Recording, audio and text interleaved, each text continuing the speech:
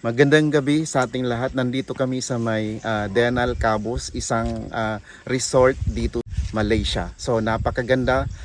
Nandito lahat yung amenities.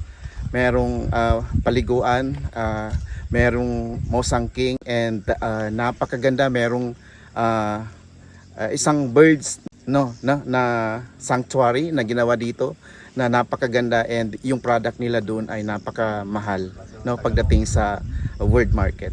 Yun lang po. Sa tuwing nakikita kong magkasama na kayo, naiinis ako't nasisira ang Ya kami nagkauma kami siya sa Binay Cabos. Mapiabo na li ko ano siya. So tempo ando lugar matenggaw magisamo no sa kita no like sa Marawi City mapay mga pamulan. So in terms sa mga tao siya na subla hospitable no kumana sa bisita. Sakaw sa bisita. So marakali mga pamulan yan. Halos magitan mo siya sa like area tano sa Maguindanao del Norte. Normal situation because if we have already the irrigation system, we wet the soil first. Circumference, yeah.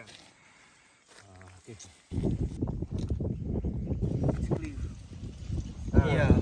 So daripada dia punya polybag.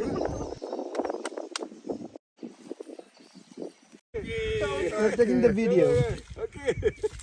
I am here in Binay Cabos. It's a Malay word meaning to say beneath the fog. So it's a beautiful place. It's a hilly, but it's so cold. I like the people because they are very hospitable, and the food they're superb. And you know, it's somewhat similar to the Philippines, but I think it's more beautiful. You know, the majestic mountain, the two mountains, it's so amazing. I want to invite everyone from the Ministry of Agriculture and in general, the Barm people of the Philippines. Come to this very beautiful place. You will love it.